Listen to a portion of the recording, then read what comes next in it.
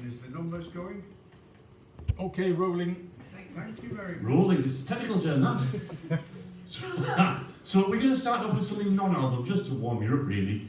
I'll do something I'll do a poem that's written about colour coats, and then Maurice and Maria will do something non-album, and then we'll kick off. Would that be? Or we can do it the other way around. Yeah. Do it the other way around. Yeah, I'll start with somewhere that's very near to my heart. I used, as many of you know, I used to work for years and years and years and years in sunny Byker. Beautiful Byker. And there's this place in Byker, near Newsburn, called Ballast Hills. Ballast Hills, next to the river, makes sense, doesn't it? That's where the ships tip all like ballast, isn't it? No. No.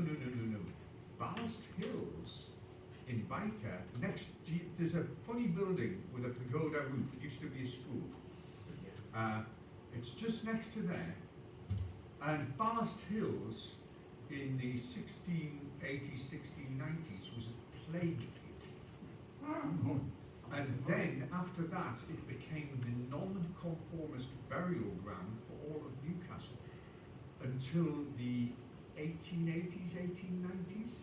And as you wander around Newsburn, you'll occasionally see a flagstone on the pavement where flagstones belong, except it'll have writing on it, carved into it, because it's a talk about recycling, how green is this? It's a recycled tombstone from, there are several of them all over Byker, some just outside Newsburn Farm, recycled tombstones. And if you find Ballast Hills, you'll see round the edge of Ballast Hills, which is still undeveloped, obviously, but there's all the old tombstones round the edge.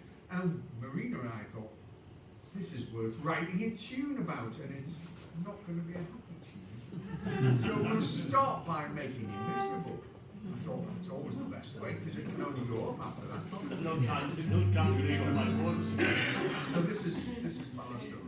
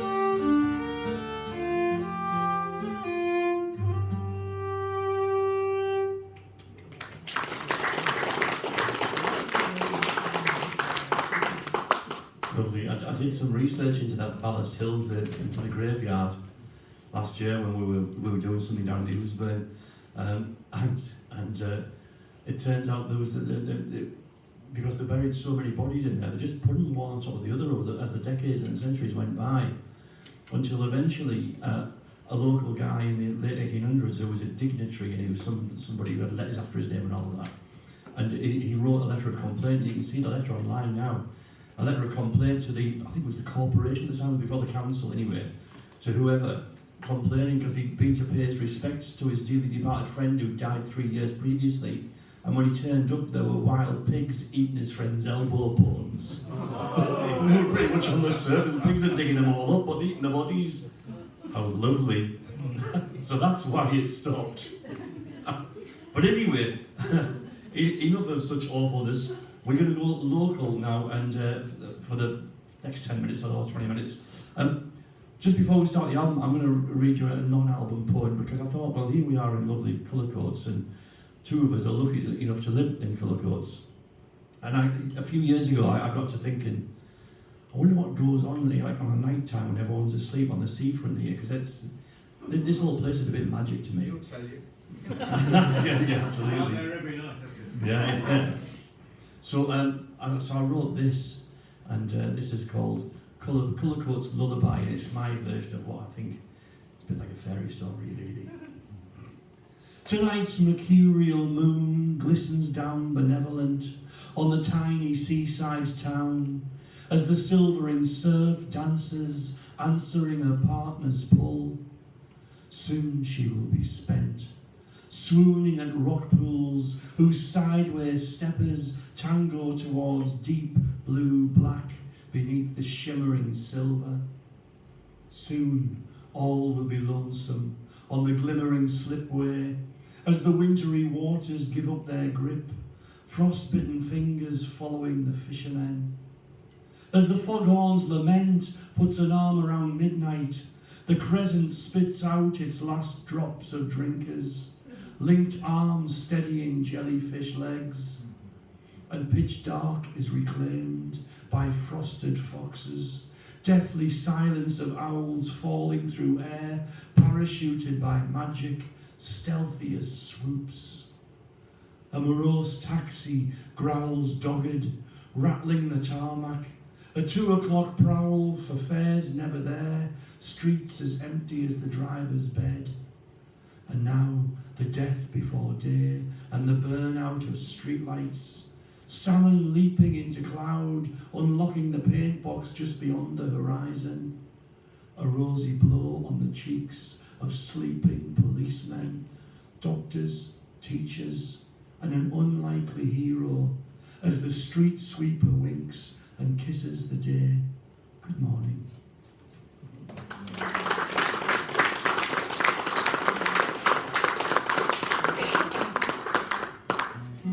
So let's get into the album. Morris and Mourinho are going to play the theme tune that introduces the album, and then we'll crack on. Yeah, there's a slight story behind this. We were gonna do an album of house music. We were. Common old house, all sorts of folk tunes are written about houses, and we've nearly got loads of tunes to do an album of music about houses, and call it house music and see if it sold really well on Spotify. Anyway. Just so that you can crack this joke, isn't it? Whole thing. But then we needed one more, so we thought we'll write one about Cullercoats Watch House. And of course, Cullercoats Watch House is the logo of Cullercoats Beer, which made us think, oh, they're good titles, all the beer titles that we've got. We'll do that instead, hence we got here. So this is Cullercoats Watch House.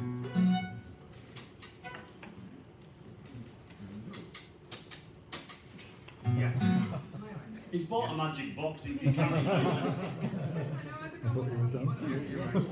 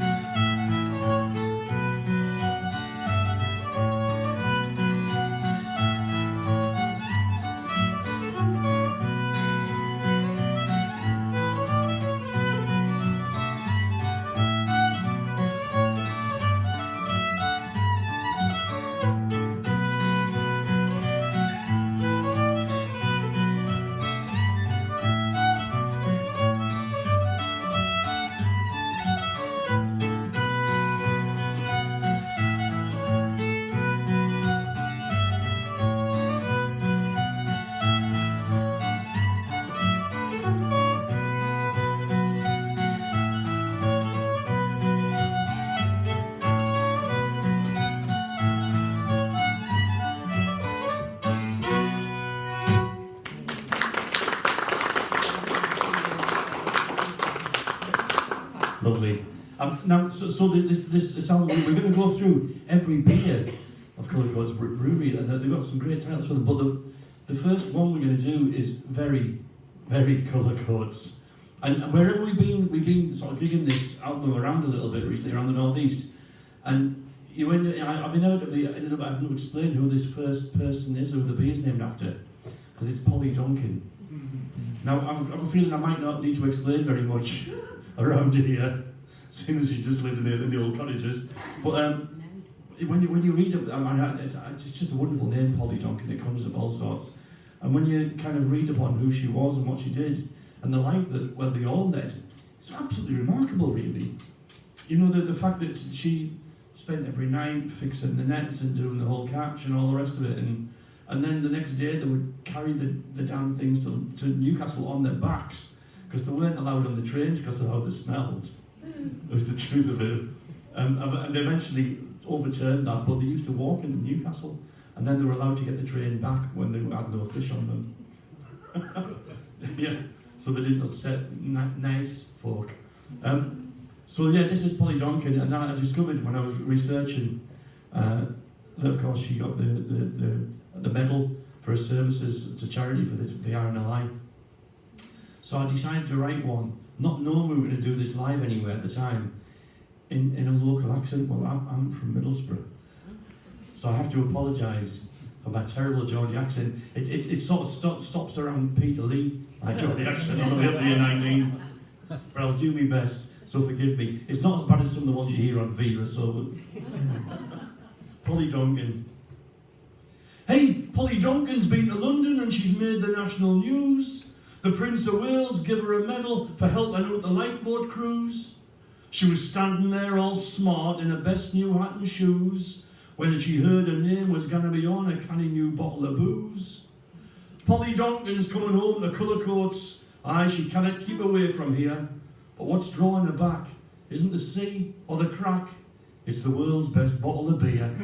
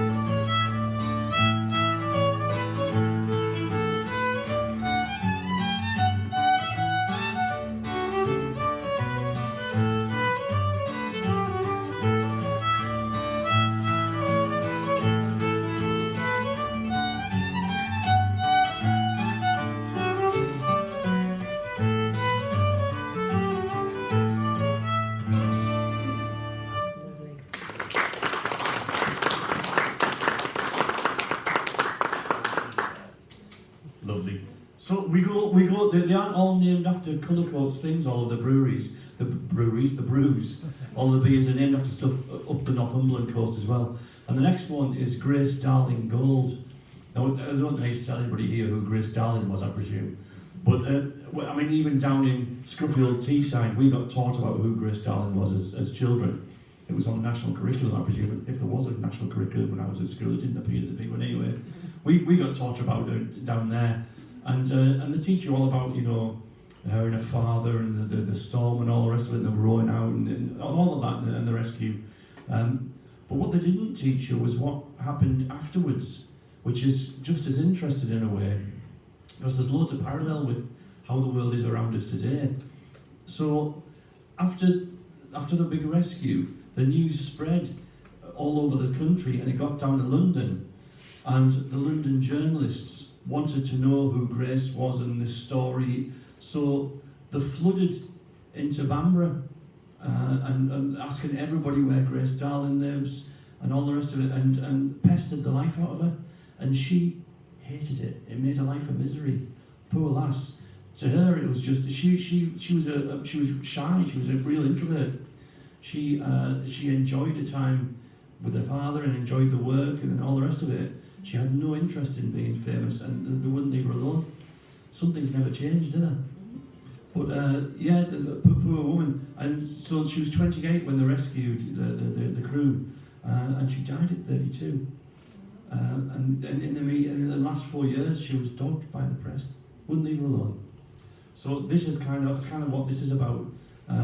All of that act of bravery and her reward was a terrible chasing by the press. So Grace Darling Gold. Unlikely, reluctant, call us what you will. I'm just a father's daughter who knew too well the water, the want of a hand and the pull to the land. Now you pressmen come calling, and me dad says, she's out! For I'd rather be alone up there in the lighthouse with the flashing of the flame than be splashed on front pages. You're at one with yourself when you know your own mind, a constant companion, solid as oars in a good firm hold, my oldest friend, more precious than gold.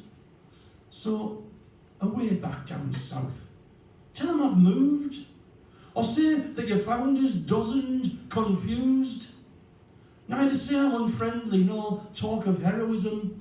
I'm just a lass keeping watch through a storm-cracked prism. Now, I've a long shift ahead before dawn's faint glow. Enjoy your drink, mister, and mind how you go.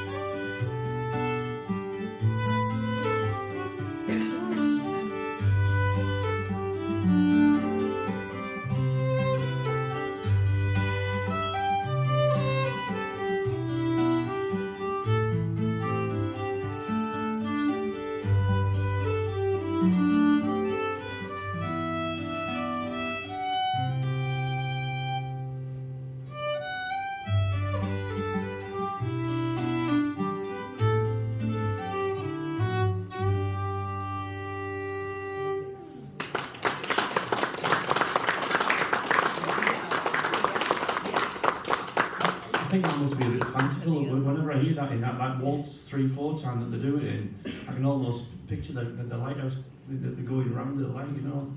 Maybe it's just me. It's lovely. I can see her nose. Oh, isn't that nice? To me, she's in the boat again. Very good. Well, there we are. We move back down to homeland, to Cullercoats. When I first moved here, I moved up here from Teesside 20 years ago nearly. It was 20 years ago. Getting old. But anyway, when I moved up here, I was kind of amazed by the old buildings that were still here. And it was only later I found out how many had actually gone with T. Dan Smith and his friends. Oh God, that's a different story. But one of the things that first caught my eye was that little garage, the Rocket Garage, the end of John Street. Did you know, by the way, there used to be a St. John's Church that was bombed in the war, flattened in the war, on the end of John Street, where the social housing is now? There's a local poet called Keith, it has nothing to do with the book, there's a local poet called Keith Armstrong in Whitley Bay. He runs the Northern Voices community project, he publishes stuff in libraries and what have you. It was his cousin who was killed in St. John's Church when the bomb hit it. It's a little boy practicing the church organ. His dad was with him. His dad was with the vicar.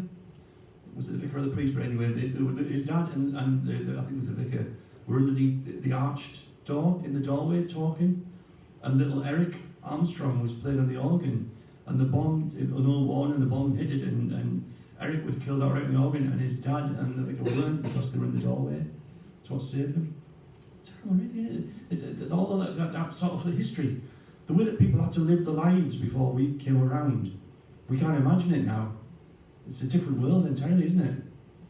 So this is in a different world. We're going back further than the war. We're going back a century or more, 100 odd years.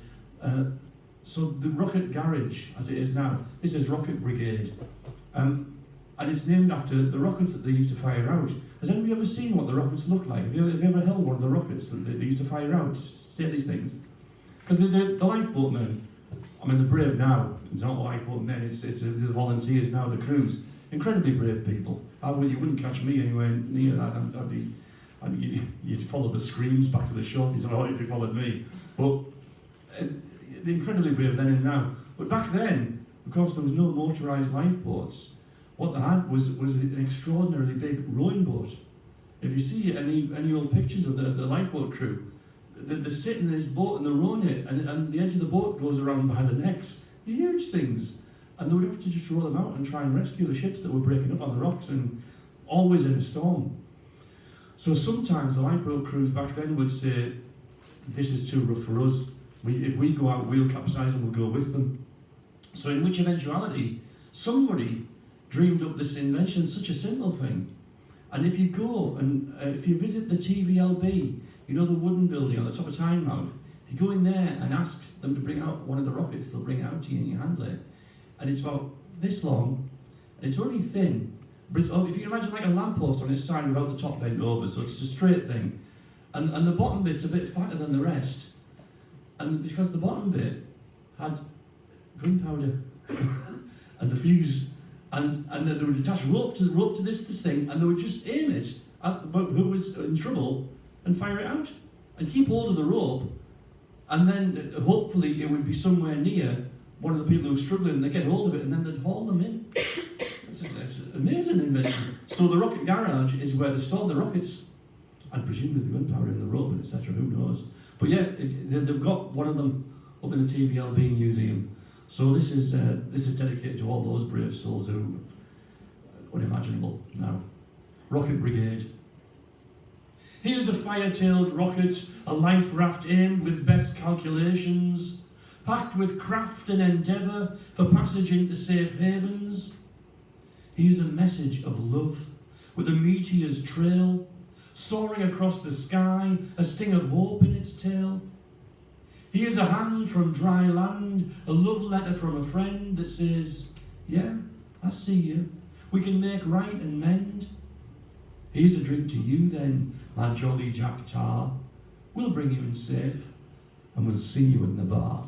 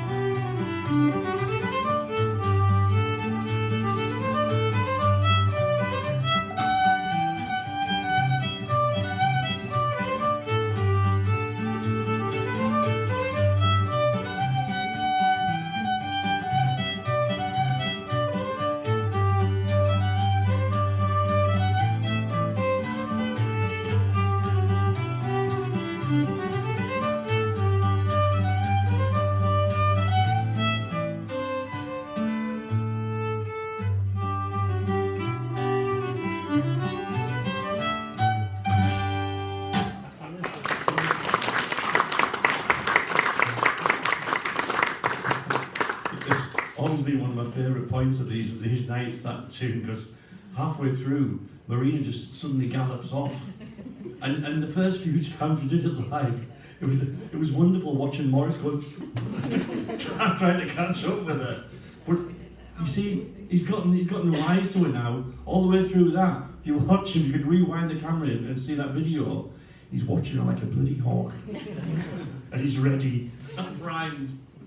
So we're going to move on now, and this is a truly sad tale.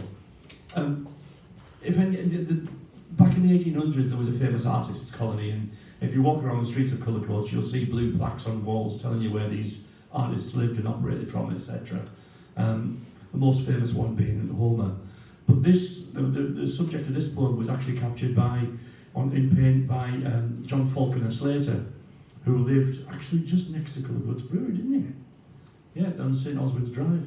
And there's a really famous painting by him, which is of a rescue of the lovely Nellie, and it's the one when was anybody around the village when the BBC Coast programme came to film? They made an episode here, and they reenacted what that painting was about. Because on New Year's Day in 1861, there was a horrendous storm blew up. I mean, there was always a horrendous storm in the middle of winter. There still is really, but for sailing ships were relying on the wind and there's no real power to get them out of trouble. And with the rocks around here, it was dangerous, isn't even the word. So there was always these storms going on. And this particular one, New Year's Day 1861, the storm blew up, and there was a ship ran aground just near the lighthouse, St Mary's Lighthouse, far end of Whitley Bay, and the crew were based here, Watch House. Unfortunately, a lot of the lifeboat crew were fishermen, and a lot of them were out on the boats already, out fishing, doing their work. And so the village was kind of half empty of the men, but they got a crew together, and they decided it's going to be too dangerous to launch a Cullercoats and try and row up to the lighthouse. It's 2.5 miles, 3 miles. So what they did, and they reenacted this on the coast with local women. The women of the village mainly, with the aid of the skeleton crew that got together, the men, they shackled the lifeboat to the horses they had in the village, and then physically pulled the damn thing over land in the middle of a really horrendous storm, pulled it from here all the way up to the lighthouse, and then launched the lifeboat. And there were written accounts at the time saying what happened. They rescued all but one of the crew, and the one who they couldn't get was the cabin boy. He was a young lad, and he was too frightened to jump from the mast, and he was the one who went down with the ship because he was too scared to be rescued. It's absolutely tragic, really. But heroically, there were people who made different stuff in those days. So the guys who were on the lifeboat rowed out and they did the rescuing. And when they brought them back one by one, the women folk stood waist deep in the sea, which was lashing all over the place in the middle of a storm, and carried the survivors at head height back to the shore. These are mighty women, They just pulled the bloody thing 3 miles over land. Quite remarkable. So the ship that went down, where they rescued all but one of the crew, was launched in Seaham. It only made it to here, and it was called the Lovely Nellie. And I'm told there are bits of the Lovely Nellie wreckage still around the lighthouse from 150 odd years ago, 160 odd years ago now. The Lovely Nellie. A song from the deep for the Lovely Nellie, to the lads who hauled out defying the seas, to the lasses who pulled the boat over land through a tempest's eye in the teeth of a freeze. Here's to the men who stared down death, the women who carried the rescued head height, who risked everything for the saving of strangers, tossed around like toys by an ogre's spite. Here's to courage and helping hands, never giving up hope until all hope's gone. And here's to an old lady lost on the rocks since New Year's Day 1861.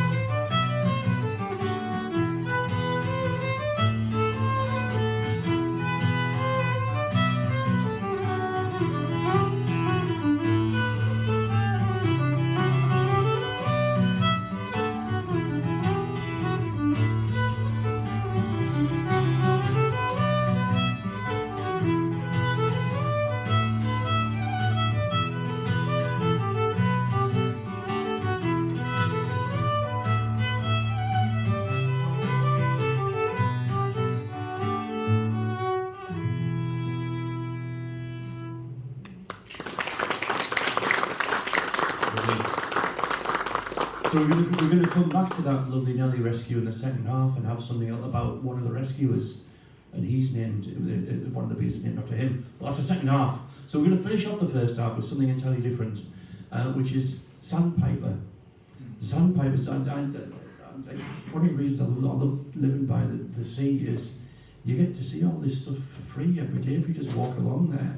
And the sandpipers are those like sort of dark brown-backed birds, sort of mid-sized, about blackbird size, and they're completely white underneath, and they're just on the rocks pecking away at the seaweed and stuff.